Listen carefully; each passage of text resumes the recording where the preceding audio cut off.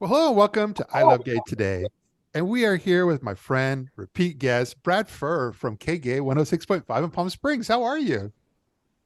I'm doing well. We're basking in the sunshine of the New York Times article, and yet it's been a little cloudy, rainy, and cold out here. Oh, I know. There's a lot going on. I mean, you guys been in the news outside of this New York Times article. You've been in the news because, I mean, you've just been inundated with rain over the last few days. We have much less so than our friends on the coast, luckily. Thank goodness.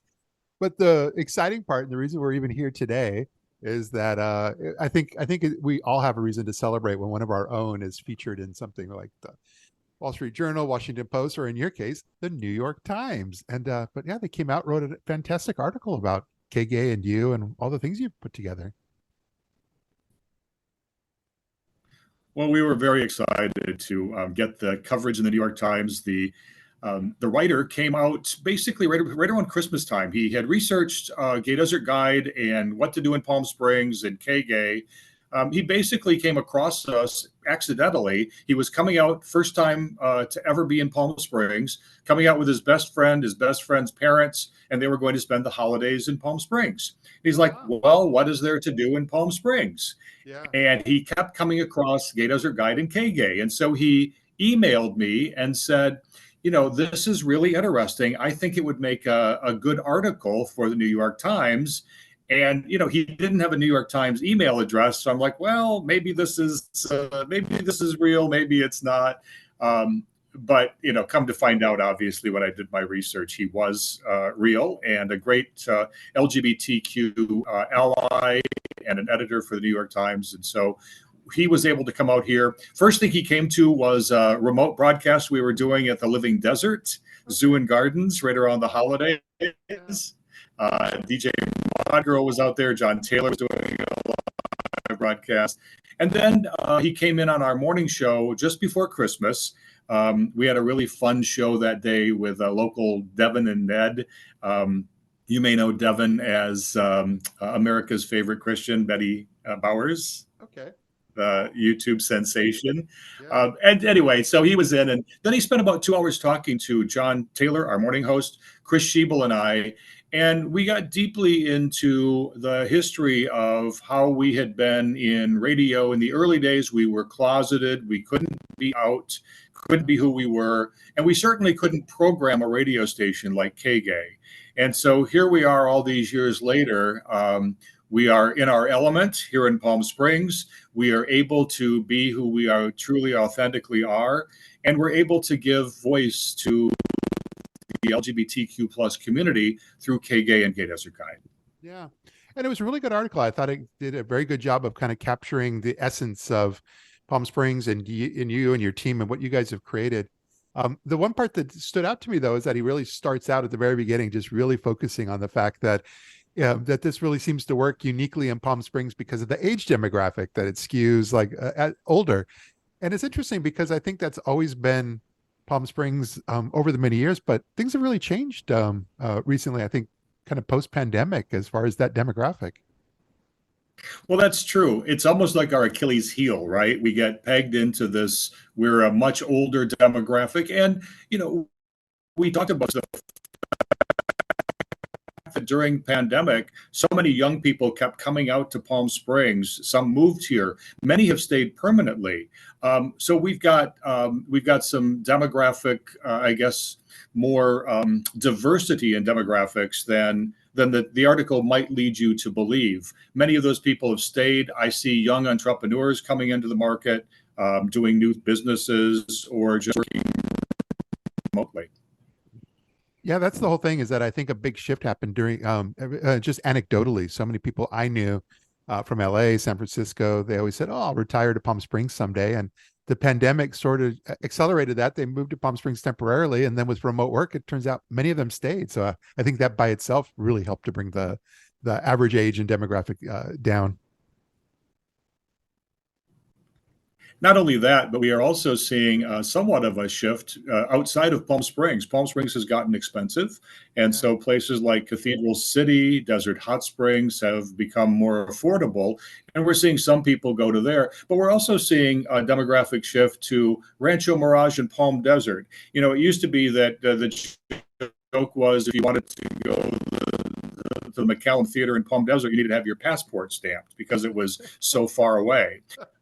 That's not the case now. People live out through the entire valley. The LGBTQ Center now has an East Valley location in Indio because they're serving Hispanic population down there, et cetera. Also, I think even anecdotally, I recall that West Hollywood used to always have so many gays from the Inland Empire. They'd come out from Rancho Cucamonga, Riverside, and they'd be in West Hollywood. But I started to see a shift when I was coming to Palm Springs that I noticed that more and more of the Inland Empire folks and all those folks in between Los Angeles and Palm Springs started to kind of go more towards Palm Springs and the expanding nightlife they had there. And I guess it was new opportunities. I think that's true. We're seeing many people will come in just for the afternoon or the day. They'll go to a pool party at one of their gay resorts, for example, and then maybe go out for the evening and then either drive home, or many times they will stay here as well. So there is that shift. I think it's certainly the traffic situation. It's much easier to get back and forth between the Inland Empire and Palm Springs, or even San Diego and Palm Springs, than going all the way to LA or West Hollywood. I thought it was also interesting, though, they kind of put this strong emphasis on, the audience having nostalgia for music and radio from a certain era and so forth, but also kind of outside of what we were talking about. When you think about that and then realize you're reaching people definitely way out of Palm Springs because of the fact that you guys are available streaming, and I could just tell my Alexa to put on KGAY 106.5, and so that's a big part of your audience too. Yes. It is. In fact, Eric does talk about that in the article that he, looked at our map that we have here in the studio, and we can see people listening all over the world. And so that creates, it creates opportunity for us. Obviously, when you have listeners all over the world, many of those listeners have a propensity to come to Palm Springs. They're not listening just for the music, but they're also listening for the experience of what do we do here in Palm Springs? What's it all about, Alfie? And how if I'm going to visit Palm Springs, what might I do? What might I experience? So I think we get a lot of people that listen around the world for that experience because they can get the music anywhere. Yeah. It's what we do in between the records. It's the special mix shows that we do when we really into the community, and it gives everyone a real sense of belonging, even if they're not here in Palm Springs. I thought it was really good too because they definitely made that closing point to make sure everybody knows. I mean, this KGAY, it doesn't exist by itself in a bubble. You've been doing this for a long time, but it's part of this kind of multimedia. You use the word empire. I like that. And but this multimedia company you've put together that really has touch points, print, online, and now with radio. But you kind of bring all those together very cleanly, and I think that's a very unique aspect of kind of the work you do. Yeah, I think so. And I think Eric probably first came across this if he did Google searches because Gay Desert Guide information, indexes so well. We've been around for 11 years now. And thanks to, the work I've done with you and with the Bureau of Tourism and other places, a lot of our content is out there. And so, that certainly helps people discover the KGAY brand. And then they have a chance to listen and hear what everything's about. And, we do I think, a great job of cross-promoting between the website and the on-air product, so people do have a chance to find out what's going on and what to do when they do decide to come to Palm Springs. Yeah. Well, I love that you get outside of Palm Springs. You and I were last together when we were at Puerto Rico together for the IGLTA convention, but you had the entire entourage from Palm Springs was there with you as well, including our mayor at the time, Grace Garner, and our next mayor, Jeffrey Bernstein, is in office now. And then in a year or so, when the IGLTA conference comes to Palm Springs, the man who runs Palm Springs Pride, Ron DeHart, will be our mayor. And so we are really looking forward to bringing in this entire group of people that have such an influence on LGBT travel from around the world, having them come to Palm Springs and see what we have to offer. And we shouldn't talk IGLTA without make sure we don't leave out the NGLCC is coming this year, and that's a huge LGBT business for those that don't know, and that's going to be huge this year.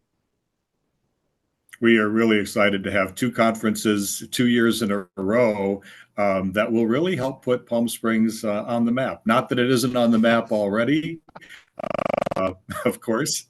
Yeah, it'll put it on even stronger. So I love all this, and I very much look forward to my next trip out when we get to hang out in the real world, and I get to relive and find out some of the new places, because it seems like Palm Springs is changing all the time. New things coming on board, a Thompson Hotel, some small boutique hotels, a lot of new restaurants that I'll take you to when you come out here. And, just thank you for the opportunity to talk about, what we're doing and what this is all about. And, we were so proud to get mentioned in the New York Times. I've gotten so many comments from friends and coworkers and people we've been associated with over the year. And, we take our commitment seriously to not only entertaining, but also to informing and making people think about what's happening in the world from our perspective here in Palm Springs. Fantastic. Well, thanks so much for being here with me, and look forward to seeing you soon. Thanks very much, Matt.